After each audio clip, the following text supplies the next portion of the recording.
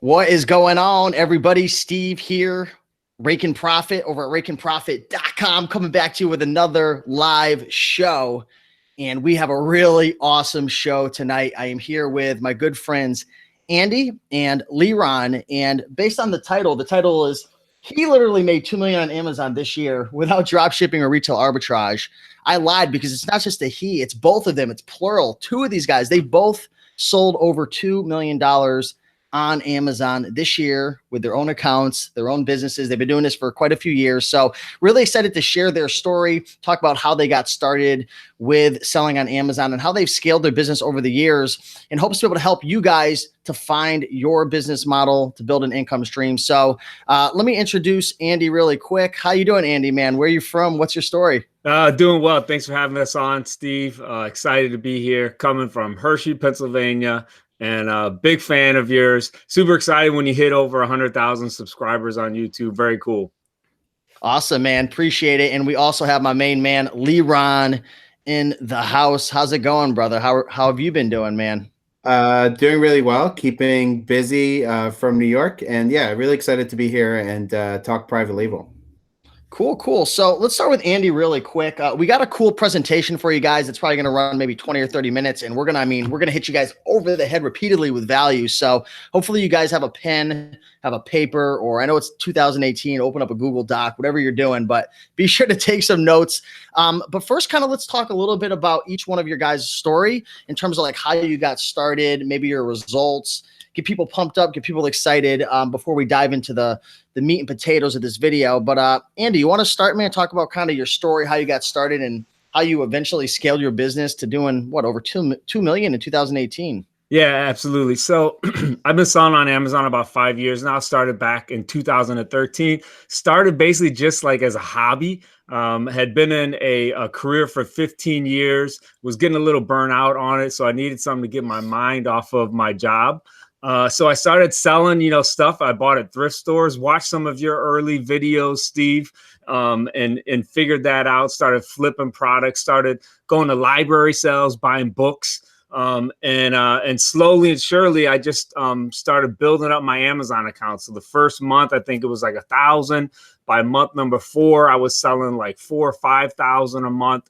And at about month 18, my wife and I decided to go full-time selling on Amazon. So we had a very secure job, great health benefits. So it was kind of a scary time for me, but did that a month 18. At the time, I was selling about 50,000 a month on Amazon, and then parlayed all the capital that I built from doing retail and online arbitrage into private label products. So started importing stuff from China.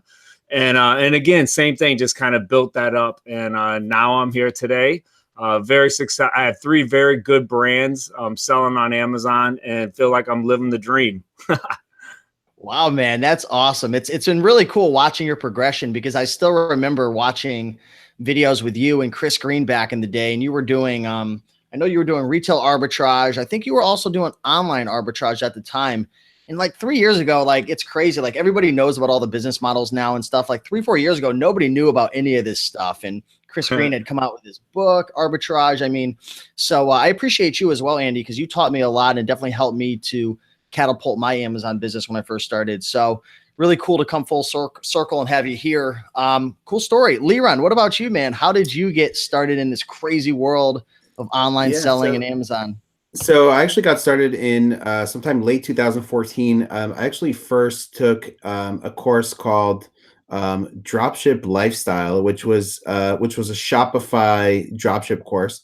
And I took that and I built I was a mildly successful Shopify store. I then learned through, Facebook groups about Amazon FBA and same kind of thing. Chris Green got into retail arbitrage.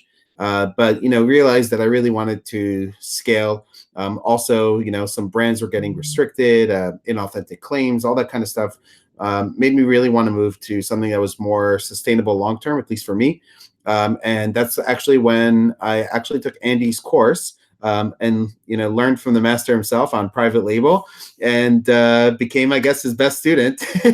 And eventually met at a conference and partnered up to to help other sellers who were already part of Andy's community. So over the last 4 years or so, I've just been constantly learning everything about building your own brand on Amazon and how to do it the right way and how to make it sustainable and scalable. So excited about that. Awesome.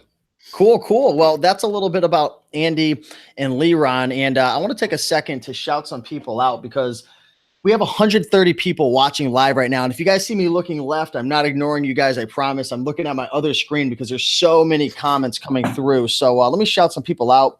We got Carissa Powell in the house saying hi. Carissa here. Good to see you, Carissa. We got Jeremy saying go Eagles. All right. We got Denise. What's up, Denise? Erica, Eric, Tom, Eric Parrish in the house. Milko Nunez, Emmanuel, Everyday FBA. I love your videos, brother. Great to see you here. We got Kyler, Solid Sales, Caleb.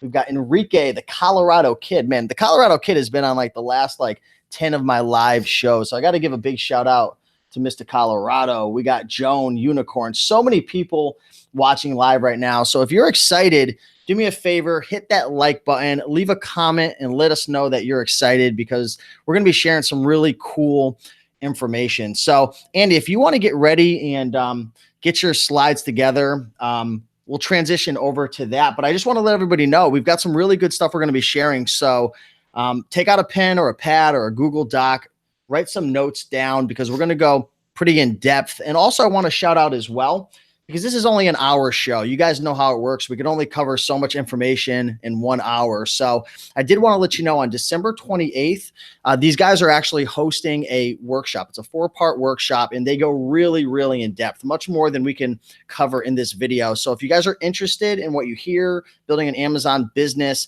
the first link below, if you put in your email, it'll be on the waiting list for when the workshop comes. It's 100% free. So I highly recommend you check that out. But with that being said, you guys ready to rock and roll? Ready. That's it. Cool. I am going to lock it on to you, Andy, if you want to jump on that screen share, and we will dive right in. So hopefully you guys are ready. Enjoy. All right, awesome. So what we want to do today is just kind of give you what we have personally found to be what we call the 10 pillars of private label success. I know when I first thought about private labeling, it seemed like a really tough concept. I had been doing retail online arbitrage. That's very tactical, because you're in the store, you're scanning, you can see really good data. You can see how many buyers are on the buy box when you're selling on Amazon. eBay gives you good data. You can see, recently sold. And so when I first started looking into private label, it just seemed really obscure to me. And it was like something that I thought maybe I couldn't do. I'm definitely not naturally a business guy. And I just, I'm so amazed at the ease of Amazon and the fact that, you can put products up there. Again, we'll go into the type that you can put up there. But the massive amount of traffic that Amazon drives to their site every day, when you put up the right type of products, it really doesn't take a lot of work. And so that's what we're going to talk about. We're going to talk about the 10 pillars that we found to be successful in building a private label product. So Steve already talked a little bit about me selling on Amazon for 5 years, selling private label for 4 of those years. Sold millions of dollars of my own branded products. I've had the pleasure of helping other Amazon sellers. I love being able to help other folks get started and learning how to private label. Recently acquired my own warehouse space. As my business has grown, I found the need to be able to store some products in a warehouse to ease some of those Amazon warehouse fees. So that's a little bit about me. I'll send it to Leron. Hey, so yeah, that's me. In my post keto new shot there at Global Sources Summit recently in Hong Kong. Got the chance. Andy and I both got the chance to speak at that summit. So just a little bit about me. In this year, I had $2 million in sales, all private label. Each one of my brands does about $1 million in sales, and I'm basically looking to scale those brands. My goal for 2019 is actually to sell one of those brands. And I actually have a pretty good relationship with Amazon. I got a chance to visit Amazon, I think it was twice last year, and kind of network there with with my rep and some other teams. You can see a screenshot here, and this screenshots here and what we share here is not intended to impress you, but rather just impress upon you that we're actually doing this, not just like talking about it. So you can see my most recent payment from Amazon there, 98,000 in the last 30 days. It's a recent screenshot there. I've sold close to $400,000 of product. Cool. So let's get into the first pillar here. Well, actually, before we do that, this is a screenshot of my family. This is my warehouse. My wife, my kids, they help me on a weekly basis as well. I'm very thankful for them. Very thankful that I can run a business where I don't have to have a bunch of employees, but I can just have folks kind of pitch in. And that's kind of what private label has done for me. I know when I was doing RA and OA, I felt like in order to scale up, I was going to have to create systems and processes and have a lot of employees, a lot of shoppers, if I wanted to hit the revenue figures that I wanted to hit. Whereas private labeling, it's allowed me to be able to send in, 500 units, 1,000 units at a time. And basically now all I have to do is slap a UPS label on a box. So that's the warehouse there.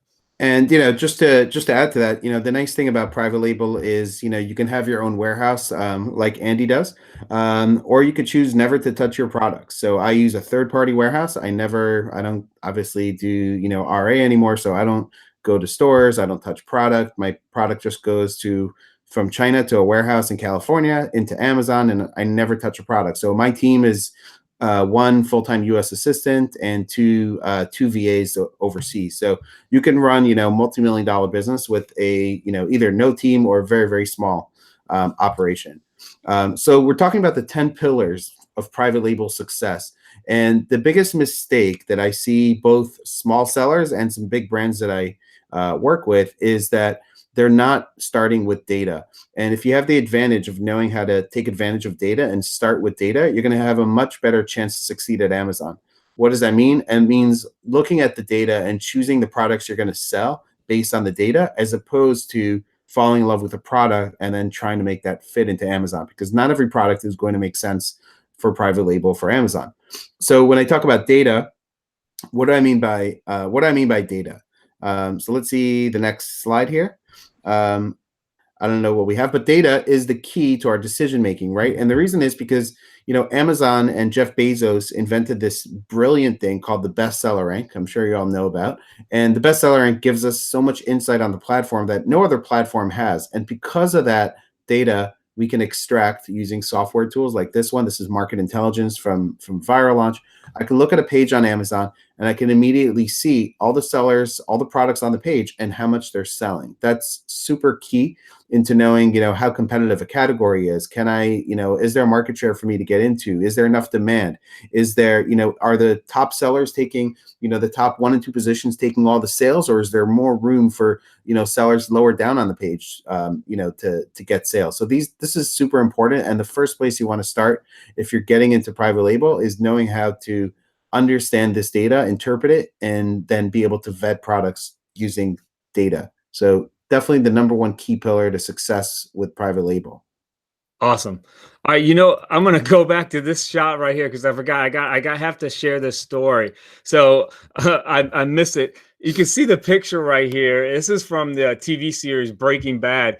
So when we moved into the house, I was moving so much product out of my garage. That's where I did my Amazon business for the first 4 years actually, before I got my warehouse. I had a next door neighbor that I think thought I was dealing drugs. And so, I shared that in some of the Amazon groups, and this guy made this picture for me. But she would look out of her window with her binoculars, and then she would act like she's walking her dog. And it was a little frustrating for me. She actually called the police on me a few times. So they would come. I knew someone on the police force. So, funny story. But, when you start moving that amount of product out of your garage, your neighbors sometimes think that you're up to something that you shouldn't be. So, all right. So here's the second pillar is product selection. This is what we say is 80% of private label success. One of the lines we use is you want to zig when others zag.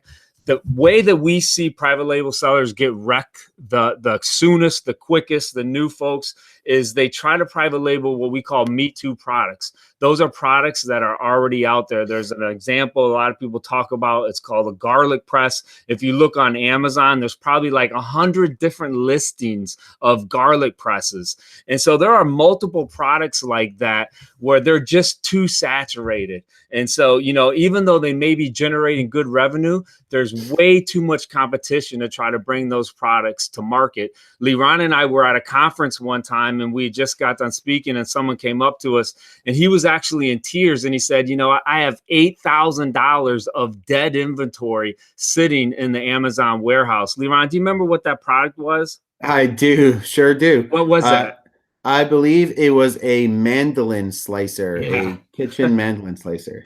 Yeah, so he, you know, got into private labeling, and he bought like $8,000 worth of mandolin slicers. And again, there was like 100 listings of those on Amazon. And there's no way you're going to be able to jump the other sellers that are there. So you got to stay away from those Me Too products. So I'm going to give you a real tangible example. This is a product that I sold. They were bamboo nursing pads.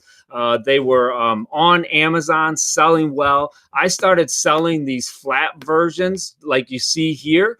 And I got the idea that, you know, most women's bras are cup shaped. And so I started talking to my wife, and I said, you know, these are reusable bamboo nursing pads. They're selling really well. But I wonder if we made them cup shaped, if they would sell even better. Now, at the time on Amazon, there were no cup shaped bamboo nursing pads. So, you know, I'm just kind of getting into private label, trying to figure this thing out. But I understand that if I differentiate my product or make my product better, that it gives me the advantage. So I talked to my wife, talked to my supplier, and we came up with this version that you see here. It just has a simple stitch in it, goes to the middle, and it's cup shaped. I was the first seller on Amazon selling cup shaped bamboo nursing pads, and these things took off right away, started selling like crazy. So, you know, when you start to look at products, you want to be able to see maybe what you can do to make them different, or how you can differentiate your product from what's already on there. Another thing we say is, you know, again, zig when others zag. There's a lot of people that say you want to sell or private label small products that are lightweight, that can fit in a shoebox. And we think that's absolutely not the case, because those are the type of products that everybody's going after. So you don't want to do those kind of products, because a lot of times, again, those can be hyper competitive products. So we say, and Liran and I both sell large products that are oversized, because at the end of the day, it's not the size of the product that matters. It's the size of the margin that matters. And I know that can be a funny joke when you say it the right way.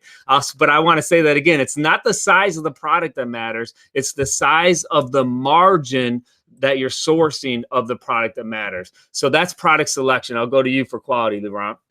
Yeah, so quality is a very important pillar. Obviously, especially on a platform like Amazon, where you have reviews right in front of customers, and they can tell right away if a product is good quality or not. So this is a store. We know this couple who runs this brand, Willow and Everett, and they have, you see, pretty simple type of kitchen products. But what they've been able to do really well and execute on is have really, really good quality, great listings, great images, etc. So you can see that they have, you know, 1,300 4.5, you know, stars, right? 1,100 4.5 stars, 700 4 stars. So they have good quality products, and maintaining quality is one of the biggest things that you want to do. Now, if maintaining quality, everybody wants to maintain quality. So why are there 2- and 3-star products on Amazon? Because there are certain things you want to do and focus on when you're doing private label. Otherwise, you're not going to end up with the quality that you want, because the factories in China, if they see that you don't know what you're doing and you're not doing inspections, or you're not doing the things that you should be doing, they're going to try to cut corners. And so what we teach is taking the steps necessary in order to make sure it doesn't happen to you. So just some things that you could do, some tips. And before we get into those tips, speaking about tips, Amazon, Andy is going to share a story about these nursing pads. Yeah, so talking about quality, early on, I would often try to rush the quality process, which is something I've learned you cannot do when you're dealing with manufacturers in China. So going back to the nursing pads, that pink version that I showed you, that wasn't my first iteration. My first iteration was this large one here on the bottom of the picture. And what I did is I was already ordering the flat ones from a manufacturer. I explained to them how I wanted the cup-shaped ones. I gave them the size.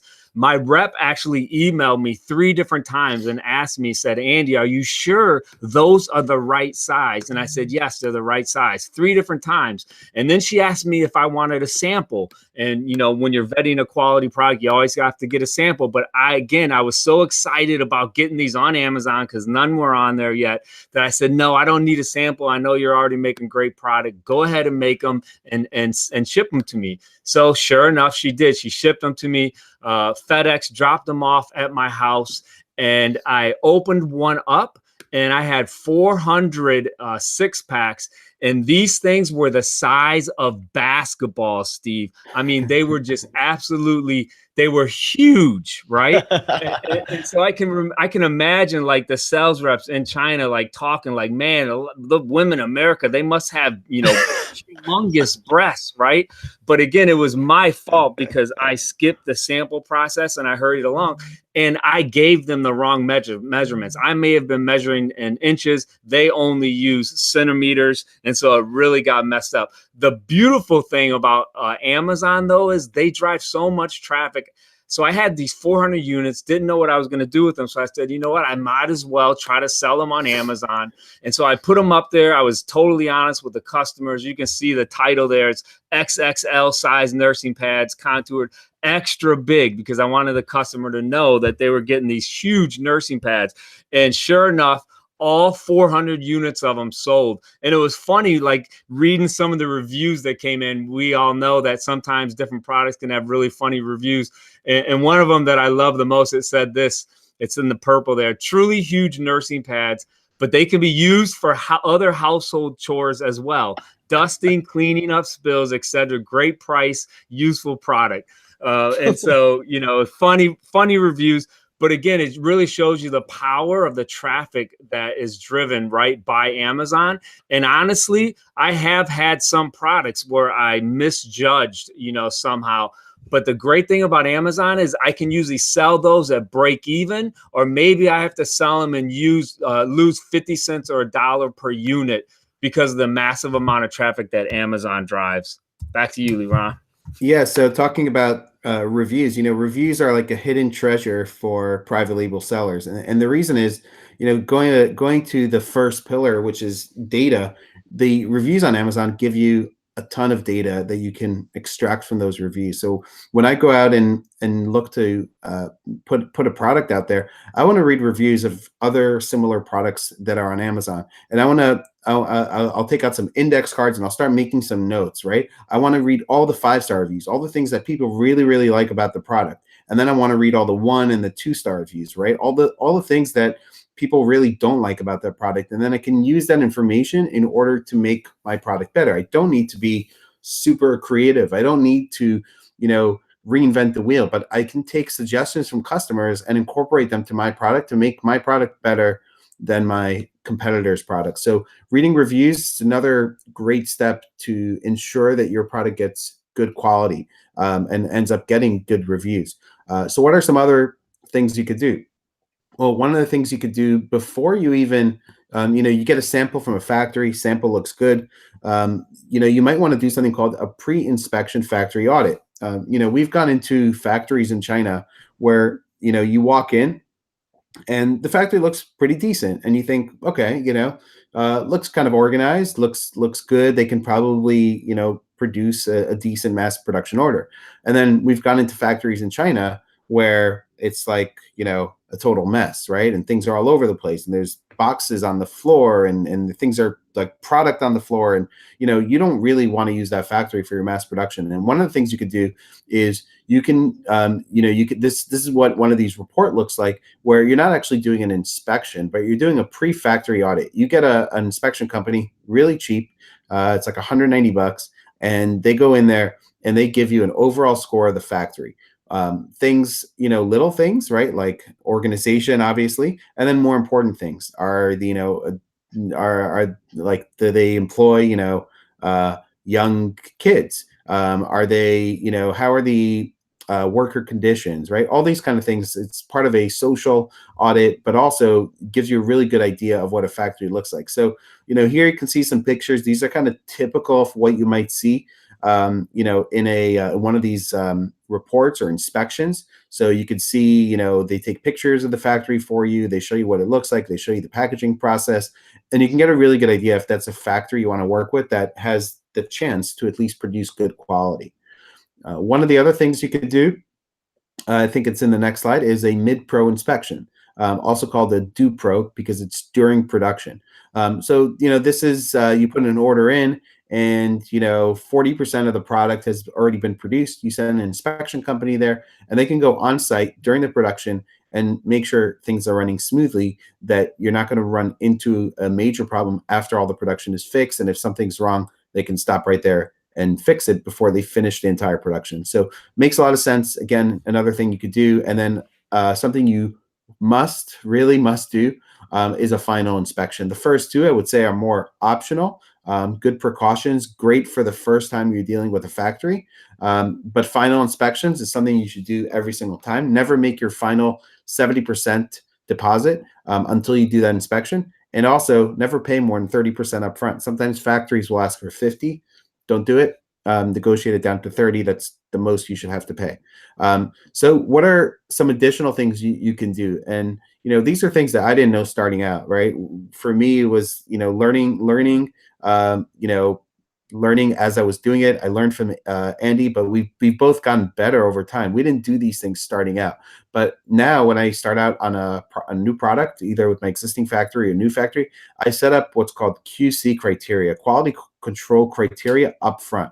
What are the things that I'm willing to accept? And what are the, maybe small things that you can't avoid that I'm willing to accept? What are the things that I'm not willing to accept in an inspection? And the reason why I set this up is I get the supplier to sign off on it. And if that first inspection fails, they're going to pay for this. They're going to fix the issue and they're going to pay for a second inspection. But setting this all up front is going to ensure that the factory knows you're, more seasoned and they're not going to try to cut corners on your production. Awesome. So the fourth one is customer service. When I was doing retail arbitrage, when I was buying at thrift stores, I was usually buying name brand products, and I really didn't have to provide any customer service. That's actually one of the huge attractions to Amazon for me, is that I didn't really have to deal with the customer, because Amazon really is the go-between, right? When you're selling name brand products, you really don't have to do anything. And as I got into private labeling, I began to realize how important customer service is and how it can really differentiate your product from other products that are on Amazon when you respond to your customers in the right way. And so customer service is a huge pillar. Now, how do I do that with how do I engage my customers? Well, one of the ways is I leverage packaging on my product. I have a 800 number that I use. It's set up through an app called Grasshopper. I actually put my number on my listing as well, and I'll get a lot of calls from customers even before they purchase the product. And so they'll call my 800 number. It's one of my bullet points, and they'll ask me questions before they even buy my product. And then obviously after they buy it, and if they have any kind of questions, they'll call that 800 number. And I really try to answer it, talk to them live. And it's been really helpful in building those positive reviews. And positive reviews are really what drive your product with that social proof on Amazon. So again, that app's called Grasshopper. If anybody here does any type of customer service at all using a phone, you should definitely check that out. It's a phenomenal tool. And then I also try to include inserts with my product, again, that will direct people to my different social media pages. If they have issues at all, you're really trying to prevent those negative reviews. And so you want to try to create different engagement points with your customer so that they come to you first warehouse before they go to Amazon. We include a warranty with each of our products. So we have the customer fill out that warranty, and it gives us their information, because Amazon really owns the customer. But if you can get your customer to fill out a warranty, then they're going to be able to give you their information as well. So that's another way that you can engage the customer and, just be able to try to provide that great customer service. Leron, to you. I think Leron might have gotten kicked off. And I think he's jumping on right now. Welcome back. I'm back on. Right on time. All right, awesome. Okay, so we're talking about inventory operational efficiency. Right? Okay, so operational efficiency, and I mean, especially with Amazon, being efficient with your operations is important. And the reason is, Amazon has a lot of fees, right? Not only fees when you sell a product, but Amazon has storage fees. And when you're in the private label game and you have, 1,000 units, 2,000 units, 3,000 units of inventory, then knowing how to make sure you're avoiding long-term storage fees and not keeping too much product at Amazon's warehouse is really important. So, little things also can make a big difference. So, for example, when I look at a product, I want to know, what are the dimensions of that product? What are going to be my fees? Is it possible for me to make my packaging instead of 14 inches on the longest side, 13 inches? That's going to take my product from being small oversized to large standard. That's going to make a huge difference in terms of what my fees are. So understanding, not only how Amazon works, but how I can potentially tweak my product in order to have less fees makes a lot of sense. Potentially using, a third-party warehouse alongside with Amazon. There's a lot of things you could do to increase your margins. And this is something that you don't necessarily need to do on your first order, but as you build your business, you want to take advantage of these operational efficiencies. You can see Andy here in his warehouse. The reason why he has a warehouse is it's a lot cheaper to store a product at either your own warehouse or a third-party warehouse as opposed to Amazon's warehouses. So, for example, I pay about half the cost of using a third-party warehouse than what Amazon charges to store inventory. And so for me, that's an operational efficiency that saves me a lot of money. And then I drip feed product into Amazon's warehouse. All right, awesome. So I understand, like, these last two pillars, they're kind of like nuts and bolts, but super important. And everyone has different goals. If you want to grow a business that is streamlined and that is doing well, you really got to kind of deal with those, nuts and bolts type issues. It's almost like dealing with taxes. That's not a sexy issue, but if you do it well, then you can really get your business humming. And so the next one is inventory planning. Now, if you sell on Amazon right now, even if you're doing OA, RA, we're an inventory-based business. And so, if you're doing RA, generally you have to have goals. Like, I know a lot of people that do RA, they have spending goals. They want to spend at least $10,000 this month, right? Purchasing inventory and then getting it into Amazon. Well, for private label sellers, it's the same way. Like, you have to be good at inventory planning. In fact, someone told me the other day, I know in my area, if you look around, there's only one sporting goods store that's still in business. 10 years ago, there was probably 4 or 5. There's only one now, and that's called Dick's Sporting Goods. So, of course, you got Walmart, but, that's the sporting section is very small there. Dick's is the only one, and that's because they said that their inventory planning is amazing. So that's why they've been able to last in the sporting goods industry. So when we're talking about private label, you got to really know your supply chain. You have to know your lead time, how long it's going to take to make those products, how long it's going to take to ship those products, whether you're doing it by boat, whether you're doing it by air. And then obviously you got to figure how you're going to ship those products into Amazon.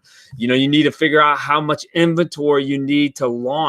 When you do private label, you have to do some giveaways to try to prime the pump, right? To get that Amazon algorithm spike so they move your product into a good place of search. You have to know the holidays, right? There's different Chinese holidays. For China in the New Year, they actually shut down for an entire month. Everybody in the factory, they get on trains and they go home. The entire factory shuts down for a month. So that's inventory planning. The next one's advertising.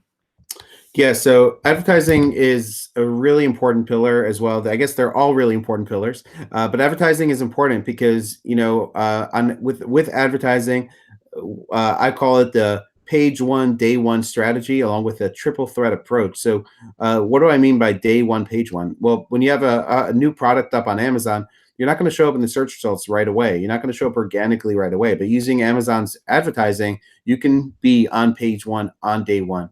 And using the triple threat approach of a combination of organic ranking, headline ads, sponsored product ads, product targeting ads, you can really dominate within your niche if you know how to do it right.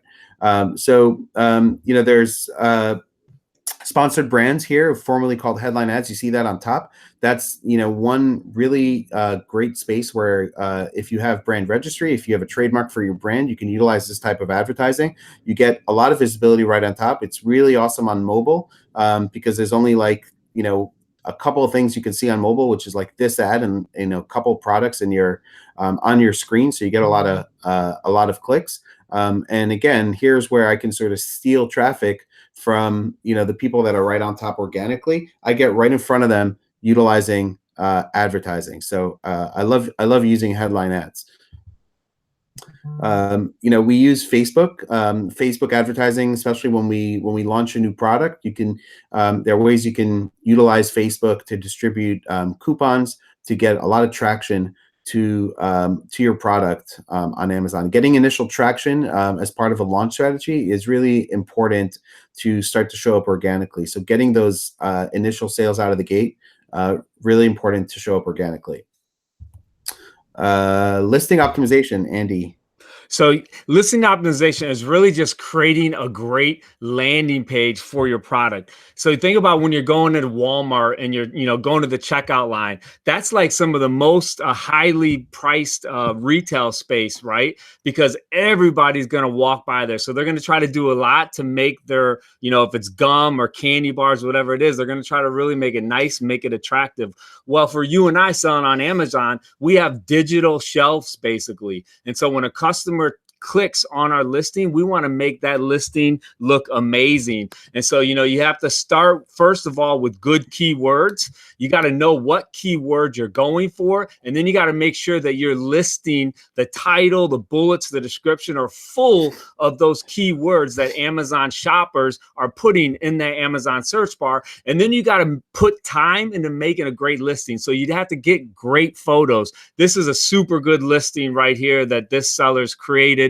Great title, great pictures. I love this picture because if you go on Amazon, you'll see that there's a lot of listings of this similar supplement, but none of the pictures of supplements like this look like this. They got the powder on the left. They got the little pills right there. It looks like maybe the root is right there on the right.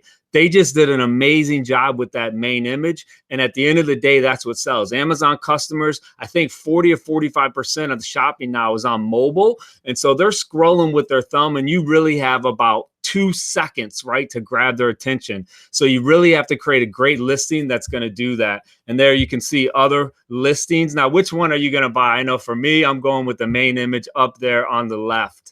All right, so that's listing optimization. The next one is strong launch. Strong launch. So, on Amazon, you don't just show up in the organic results. You need to understand a little bit about how the Amazon A9 algorithm works. And if you want to, before you go to bed, if you want to read something that's going to make you go to sleep, go to A9 has its own website where you can read all about it and Amazon's technology. But Amazon is an algorithm; it's a search engine. It's just like Google, and knowing how to get to the top of the search engine is kind of key in when you do a product launch. And so what we do is, we come out of the gate really, really strong with our product. We want to generate sales right away, and we use a combination of strategies to get sales out of the gate so that Amazon shows our product love and pushes it up higher in the search result. If there's a product just sitting and it's not selling at all, then Amazon's not going to show that product the love of putting it up higher than other products in the search result. And you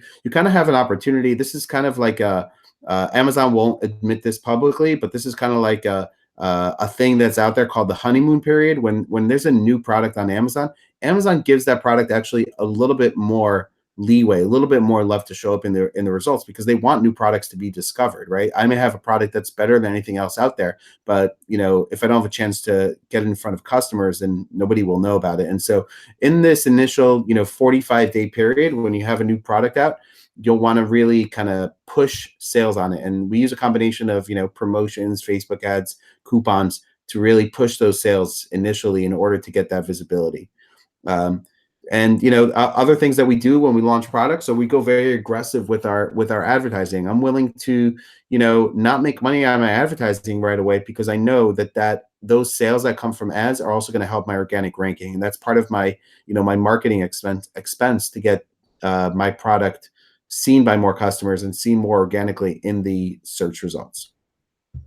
Awesome. I'm gonna let you take pillar number 10, Leron. Yeah, back to the data. So pillar number 10 is back to the data. So this is what we call the flywheel, right? Amazon has their Amazon flywheel, and this Amazon launch flywheel is all these things feeding upon themselves, right? The advertising feeding into organic sales, the organic sales getting you the more organic sales you get, the more you show up in the search results, the more sales you get, the more products you start to add, and you start to grow your brand. And this compounding effect of building a brand on Amazon. And so once we get our product out there, then we want to go back to the data. We want to analyze our PPC. We want to look at our search terms that are converting. We want to make sure we've done the keyword research, and we want to read our reviews, right? We want to go back to the data to analyze everything that we've done and know in order how do I need to make a change for my product for that second shipment? Do I want to upgrade my packaging next time around because I'm getting really good results? Do I want to add a variation because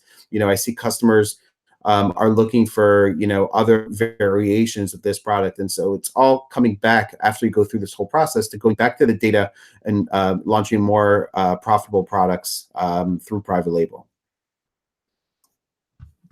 Awesome. Wow.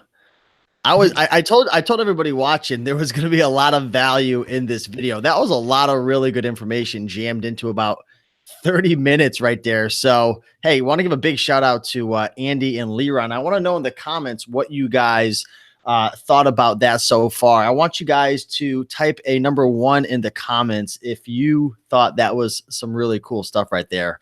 Man, I've been taking notes this whole time, chatting with everybody in the comments. So that was really, really cool. Got a couple questions that people were asking, because I was asking people in the comments, if you have any questions, let me know.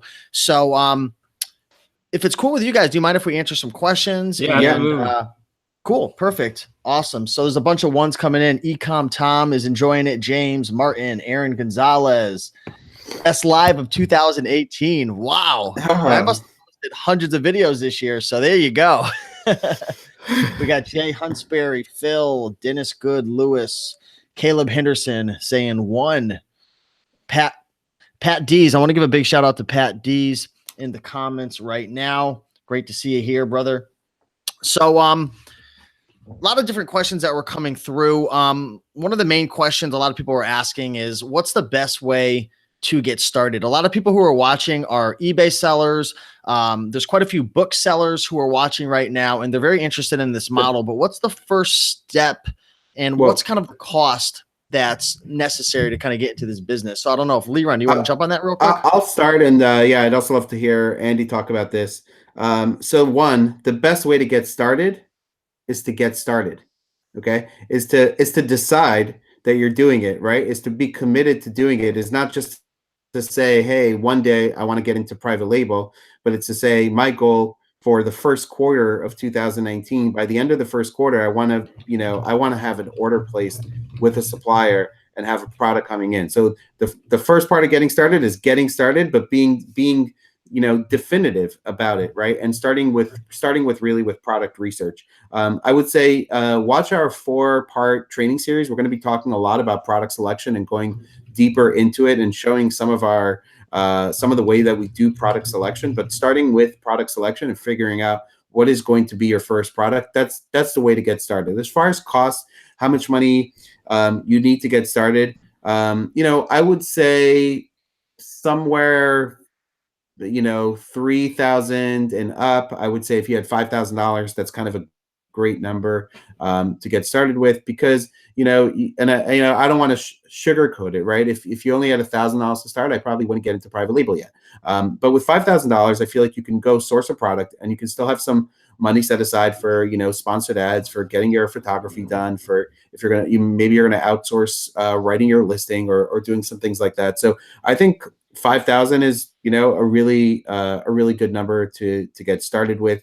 If you think about it, will allow you to get 500 units of a product that might cost you $10 landed, or 1,000 units of a product that might cost you $5 landed. I like going after higher price products. So if you're going to, if you have more capital, if you have 10,000, 15,000, 20,000, then look into areas that have more of a barrier to entry that you can get into while maybe some others can't.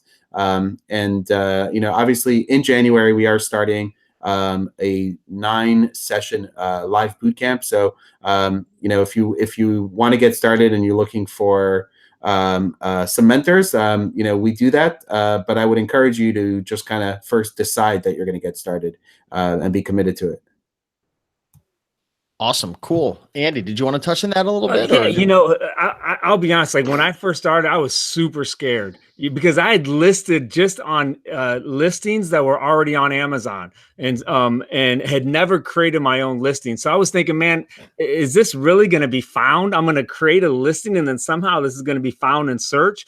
And so, part of the process is you just have to understand it's really an algorithmic game, and you're really going for those keywords, right? And so once you get to that level where you understand by using certain keywords that your product will be found in search, that's kind of the beginning.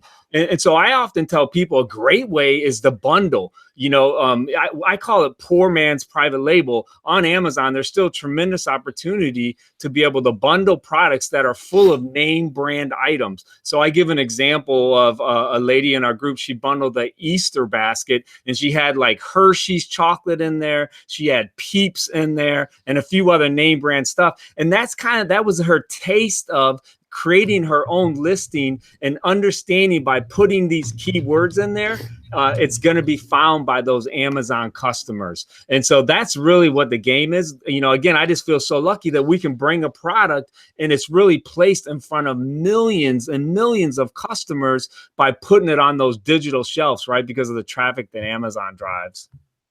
Yeah. One of the amazing things about the private label business model, well, it takes a lot of upfront work, obviously, to, you got to source your product, packaging, labeling, keywords, creating your listing. But it's like a semi-passive income source once you kind of get things running, because you're buying a large quantity from China or from wherever you're sourcing it from. And you could have 500 or 1,000 items in your inventory. And if you get that thing cranking, selling 5, 7, 10, 12, 20 a day, I mean, all you really have to do eventually, down the road is just continue ordering products and then improving it or taking care of customer service. So it's a really cool business model. One of the biggest questions we were getting, and Leron kind of already touched on this, was, what are the best types of products to source? How do I find them? And I want to say again that they do have a free 4-part workshop, which is going to be starting December 28th. It's 100% free. So make sure it's the first link in the description. If you click on that, put in your email, just sign up for it. It's free. They're going to actually, I think it's the first video, right, where you guys go through and you share the products and do all the research. So like I said, we only have an hour on this video. Like this call would be like 12 hours if we went through everything. So definitely sign up for that. But besides that advice, maybe Andy, you can touch on a couple tips for, and I know you already touched on it in the pillars, but a couple more tips for sourcing, maybe some big no-nos or some things you look for. Sure. So, and I think we're going to show a product, right? That Leron and I did. Do you have that? Yeah. I almost forgot about that. Yeah. So we definitely want to show that because that'll give some tips as well. While you show that, I'm going to throw out one tip, something I've spoken about before. But when you're looking to source a product, one question to always ask yourself is, why would somebody buy from me? Okay. We talked about Me Too products. That's the biggest mistake we see people making. Me Too products. When you source a product, you can't just say, I'm just going to put it up on Amazon and it's going to sell. If it's the same as everything else and everything else has great reviews, and, then you're just going to be competing on price, and you don't want to do that. And so ask yourself, why would somebody buy from me? And if you can't differentiate a product, or if it's a commodity item, it's something you don't want to go with, unless, I'm going to say, unless that product only has like one or two competitors and you happen to have come across something that's, the holy grail, which can happen. But most of the time, Me Too products, you want to avoid those commodity type products that are hard to differentiate. The great thing about Amazon too is they give you like top seller lists, right? So if you go to the Amazon catalog, like you're a shopper, you can go like to the top seller in home and kitchen category. It'll give the top 100. This is the way I still find the majority of my products. I don't use very many tools, but I'll just go to Amazon like a customer. I'll chunk out about 2 hours of time. I'll look at the top sellers, and then I'll just follow the rabbit trails. If you're on a product page, like I'll give you an amazing private label product. It was introduced about 2 years ago. It's called the Instapot, and a guy designed it. Just started selling it on Amazon. It's probably like $100 million company right now. Within 2 to 3 years, just selling on Amazon. But what's really cool is, and so you see this product, right? It's just crushing it. And then there have been private label sellers who have started selling accessories for the Instapot. So now Instapot is selling, in the millions per day, right, of their product. It's kind of like a crock pot type deal, right, in the kitchen. Costs about $100. So smart sellers, they started to figure out what kind of accessories can I sell that Instapot purchasers or customers, might need this with the Instapot. Sure enough, so when you're on the Instapot listing, if you scroll down the page, you can see customers who bought the Instapot also bought this. And you'll see these awesome, genius private label products that are very simple, that complement, this $100 million product. And I mean, what a genius way, right? To be able to, again, just be able to bounce off the keywords of Instapot. Awesome. Awesome. And I do want to kind of recap, and you guys touched on this. A lot of people are still asking about products and stuff, and people are asking about competition. The key, and I know you had mentioned it, Andy, is everybody's copying and pasting and just copying the same product. Make it different, read the reviews, improve upon the product, add as much value as you possibly can. Just keep upping the game. There's always room for the next person if you add more value. So if you bring the value, if you listen to your customers or listen to the customers, you're definitely going to win, at least in the short term. And then you're going to have to probably improve it and continue to adapt and whatnot. We had a question from, and we got about 7 more minutes. So I'm going to try to ask as many of your guys' questions. But somebody was asking again about the competition, because there's a lot of private label sellers. Obviously, more and more people are coming into the market. I touched upon value and differentiating. Leron, what are your thoughts with competition when you see a product? Is competition good or bad? Well, competition can be good. Competition can, for me, sometimes competition can drive me to want to get better and be better. So, I had a product that I kind of, I have a patent around it, and somebody made something kind of similar that, maybe doesn't violate the patent. Anyway, it kind of fired me up, right? And as soon as I saw the competition, I took my product, sent it to like a pro videographer, and said, I'm going to add pro video to my listing, right? And I'm going to get better. And then a couple of months later, I upgraded all my packaging to go even better. So, competition for me is something that drives me.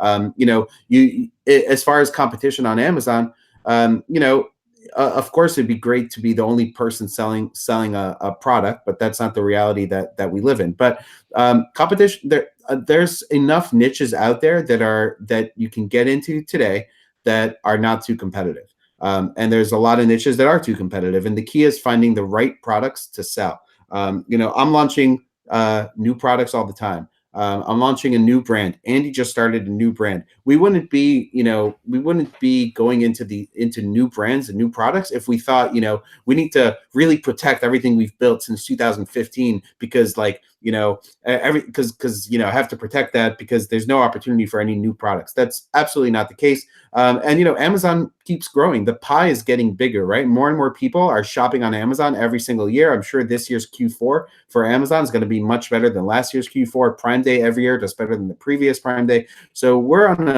riding the wave of an upward trend of e-commerce that, I think will continue, well into the next 10 years. And so, and then there's other opportunities, right?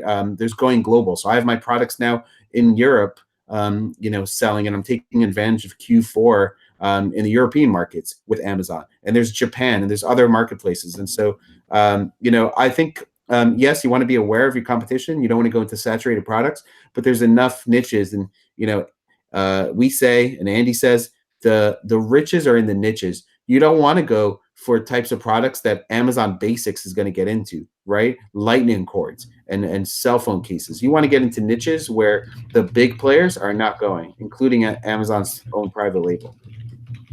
Awesome. Cool. And Andy, were you going to share something, I believe? Show something, showcase something? Oh, yeah. Hold on. Is it the nursing pads, Andy? No, no, it would, I thought Nate gave you the image. So here, let me bring it up real quick. It's Why don't you ask Liran the last another thing question? in the slideshow.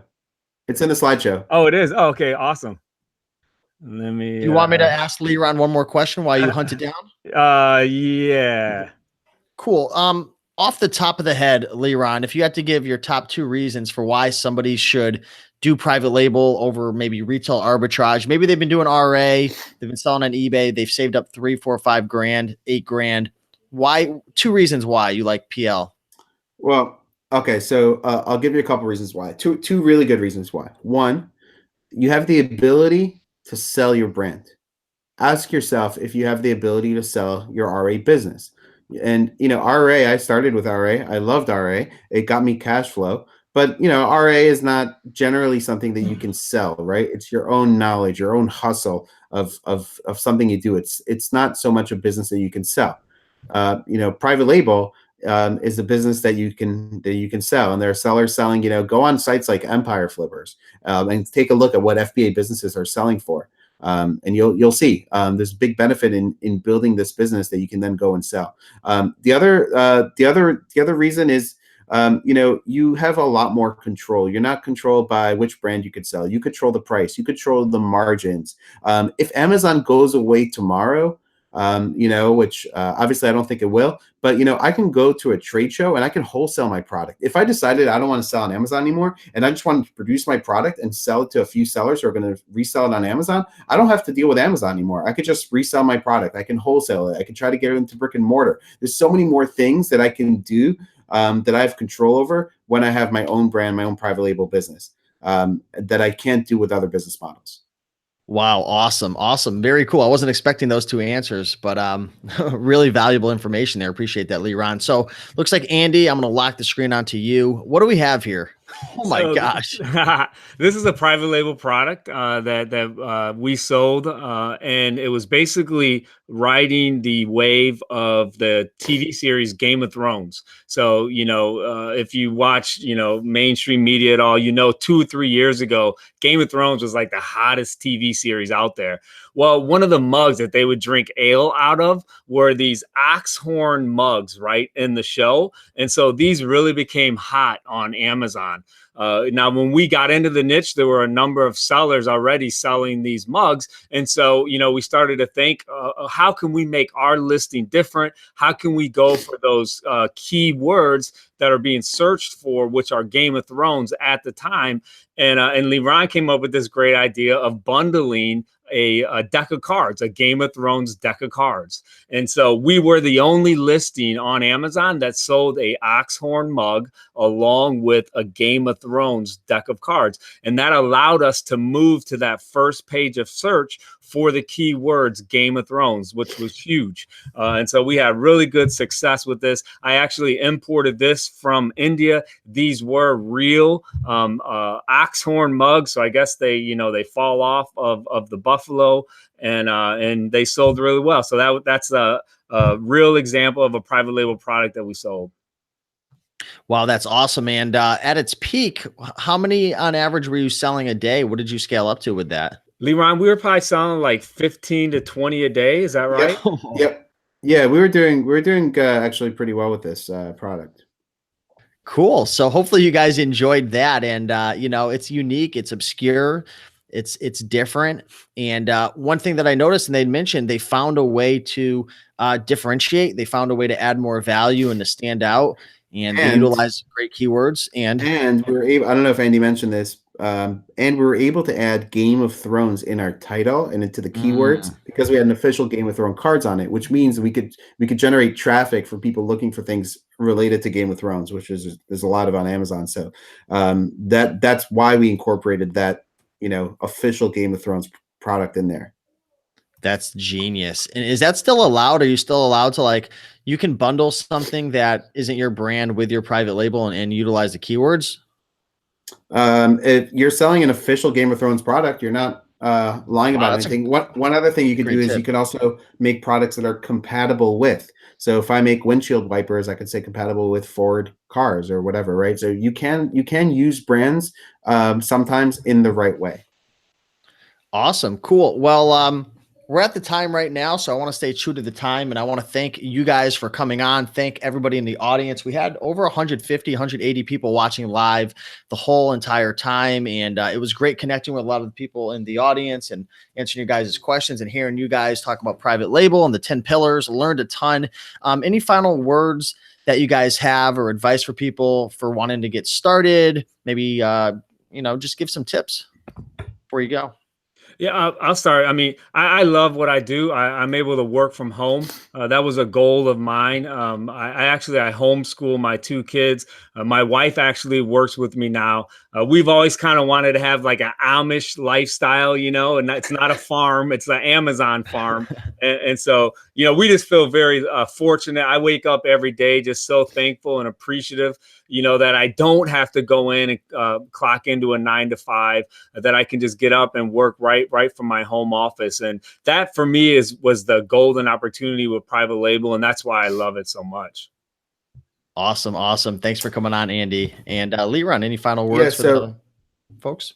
Yeah. So I'll take a quote from Andy, who says that, the best time to get started selling on Amazon was 10 years ago. And the second best time is now. And, it's kind of how I feel about private label. It's tremendous opportunity, like I said, over the next 5 to 10 years to build a brand.